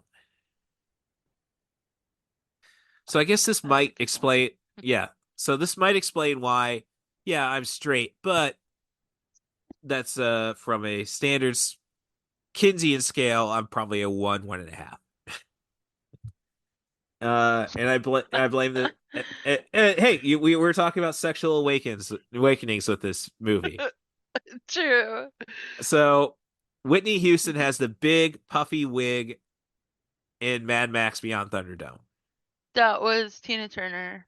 Sorry, thank you, Tina Turner. Rest in peace, Mhm. either way. Uh, and I see posters. I do remember seeing posters for Labyrinth, and you got this guy with makeup on and a huge wig. I thought it was Tina Turner. Really? Yeah, just based off the posters and stuff. And then that's the Goblin King. And then what's been said's been said. Whoa. So, all right, I do I wear almost yeah, so it's like died for a second because I was taking a sip of my drink and you related David Bowie to Tina Turner. The wig just like, yeah, yeah. So it's like I just about choked to death because I was just like, oh my God, yes. right. So yeah, so it's like yeah. So well, we now know that yes, I've worn makeup plenty of time. So I'll say that much. Tried eyeshadow for a bit. Uh yeah, I was able to get a girl with that, so who knows. Nice. Yeah. But of course this might have the best last line of any movie. Does anybody want to Um, play does anybody want to play a game of Scrabble? oh So yeah, because then the owl like flies off, but and flies off and the awesome like almost gospelly like yeah, underground starts playing right. David Bowie. So Yep. awesome. This is such a good soundtrack. Oh yeah, no, it's that's what I'm getting So at. It's good. like performers should go and take that risk. It's like, oh, it's a musical? Then let me get my pen out. Like, I'm not saying Madonna was bad in Evita, but instead of "Don't Cry for Me, Argentina," if she broke out into "Like a Prayer," I think it'd be a better movie. Do you? It'd be more interesting. I don't like Andrew Lloyd Webber, so um, I'm more of a Stephen Sondheim guy. So give me Sweeney Todd Into the Woods, not Phantom of the Opera, Jesus Christ Superstar. Oh, Phantom of the Opera's great. Ah, again, I think that also goes into stuff my older sister got obsessed with. She was a theater girl, but and it just always pissed me off in the growing up in a small town where it's still ran by the same families. Like, yeah, she's not going to get anywhere just because. Nope, that's not going to draw. People want to see the latest Schwarzenstraub, what she is doing. Oh my. Was that Penelope or? That was Penelope chasing Zoe. Jeez. And Zoe was not happy about it. Yeah. Well, that's a I'm gonna give Penelope credit. She's settling in better than smart enough cat. She wants to play all the Yeah. time, and Zoe's not about that life. Well, Zoe's like, I'm an old lady. I just want to yeah, lay here yeah. Oh, that. and be old. Oh no, Skimble was the playful guy, and but Ava would pretty much just smack that out of him. Yeah, Zoe's not a fan of Penelope. It was very expensive vet visit to figure out. Yeah. Like, no, seriously, I thought she had a UTI or something. She was so stressed out. And they were like, no, she's like 100% healthy. She's not having a good time adjusting to the new kitten. I'm like, oh, Yeah. that's great. Very awesome. Very expensive trip. Right. She's doing better now. Like, Okay. because I got this pheromone diffuser, and they gave her some kind of sedative that helped her relax, so she would go to the bathroom like normal again. And now that she's using the Okay. bathroom like normal again, she's fine. Right. All She's been right. great, and she's adjusting. No, that's good. No, I keep thinking about it, like if I could find somebody who could give me a kitten instead of like going to Humane Society. So I don't know. Well, It's that's what I did. I know people that live in the country, so they're always yes. having litters of kittens. Oh, I think I've had the opportunity. It's just more like I don't. I guess with Ava, whoa, thanks to the estate of MC Escher, so they Oh, approved all see? that. Yeah, Yeah. that's all. I knew it was like totally had to be Escher. Well, yeah, but yeah, with Ava, it's like I did not want to necessarily get Skimble. It's like, no, Ava's been on her own for like I had other animals around Ava when we were first together, we first got together, like my best friend Miet's mom, like so the ex before that, she got me a puppy, a 3 month old puppy, no, a month old puppy, when she couldn't find me a kitten. And it's like, Aw. yeah, we can't take care. We both work at the same time. We can't take care of a 1 month old. So my best friend took her since she was going to pretty much just focusing on school and Miette. And then she moved down here, and then they moved to a place where they weren't going to let her take the puppy. So it's like, Russ, it's your puppy.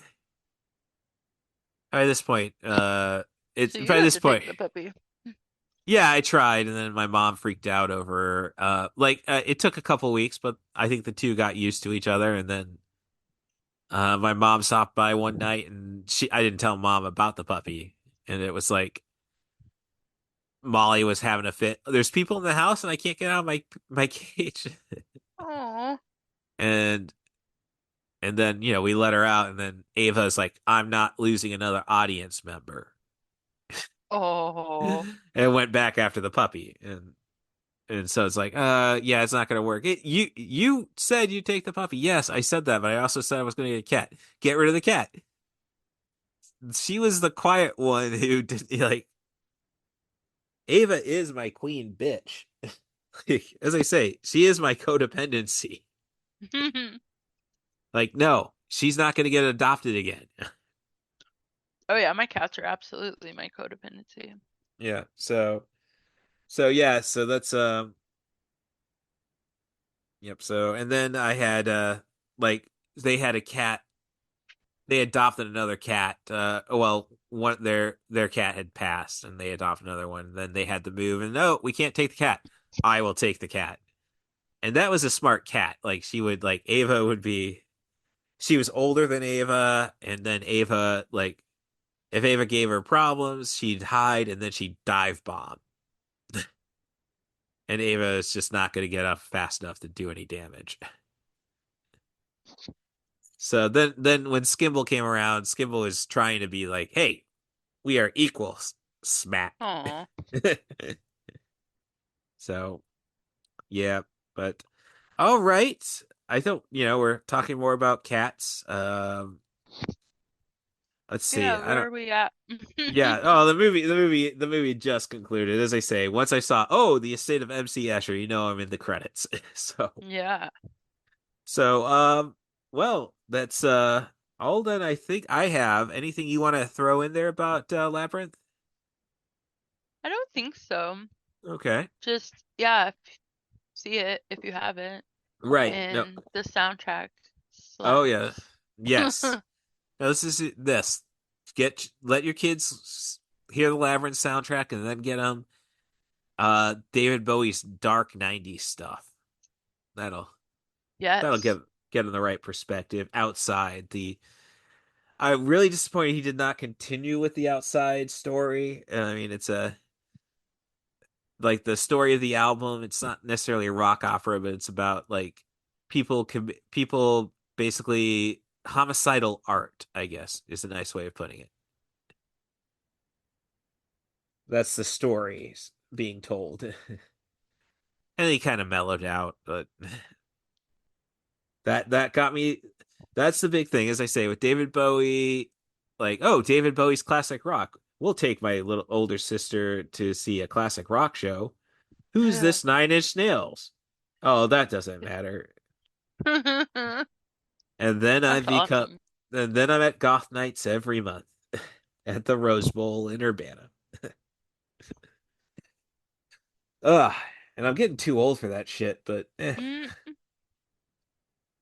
but I don't know. I could go into other 90s songs like Crackers Euro Trash Girl, but I digress.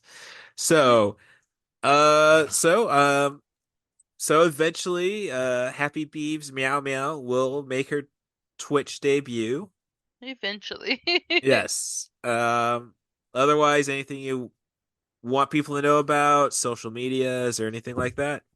Um, my hair Facebook is Hair by Beebs. It's like the Okay. URL is facebook.com Slash backslash hair. Hair by Beebs. Okay. Very good. And she does good work. She keeps me in order. I just end up not having the same days availability half the Yeah, time. as soon as I graduate, I'll be back to full time. All But right. yeah, but I will be very soon not only a licensed cosmetologist, but a licensed barber. Straight Yeah, I'm razor just shave. I swing yeah, that's beads. yeah, no, that's yeah. That's what I'm worried about now. Like No, I'm very good that's with it. that's I've never cut anyone. I've cut myself, but I've right. never cut anyone. But no. I'm old. I have thick hair. No, I'll stick to my number one. Thank you. All right. You can find 90 for Chill the podcast, obviously at 90forchill.com. Anywhere you can find podcasts, please give us those 5-star reviews. Be as honest as you'd like in the text. It doesn't really hurt the algorithm. If you want to help me out, sign up for our Patreon. It's patreon.com/I dig crazy flicks.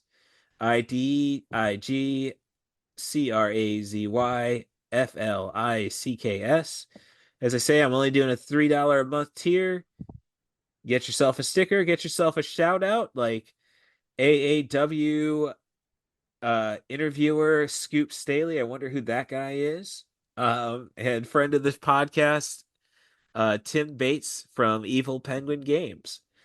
So otherwise, if you want to be on the show, we're done with Spooky Month essentially after this. Pretty inoffensive Spooky Month. This and Godzilla returns, the return of Godzilla. Um, but if you want to be on the show, just send an email to rustthebus07 at gmail.com. That's RUSSTHEBUS07 at gmail.com. Offer me a movie, a theme, a director, an actor.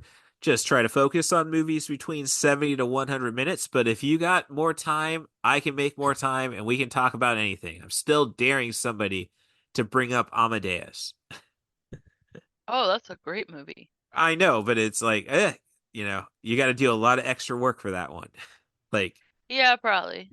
well, you got a 3-hour movie, but then it's like, well, we have to do a marathon to lead into it. So you got to watch 3 other movies, like at least 2 other movies to like. Basically, the marathon is you have a movie theater, you do a 6 o'clock, so it's a 6 o'clock, an 8 o'clock, a 10 o'clock, and then midnight. Who cares? You're already been there for so many hours. Let the movie be as long as you'd like. So yeah, that's how you get to that's how we would do Amadeus right away. But there's little things like John Wick 2 through the first John Wick's qualifies for the podcast. I'm not going to deny any of the sequels, regardless if they're 2 hours 45 minutes. So, but that gives you a vibe on how the podcast works. You can follow me on social media at CatBusRuss on Blue Sky. uh, Russ Stevens at Mastodon.social on Mastodon, at CatBusRuss on Instagram and Threads. And otherwise, I just got to thank Stacia Marie Harden, another kid from our time period, obviously. for keeping an eye on me, always making sure I'm doing my best, and I hope she's enjoying the fluffy presence of Skimbleshanks, the one-eared angel. So, thank you, Brandy, for coming back on the show, saving the day. Yeah, anytime. And I hope to see a lot of you people up in Minnesota for Twin Cities Con. So, thanks again, Brandy, and have yourself a good night. Thanks, you too. Thank you. Can I hear a wahoo?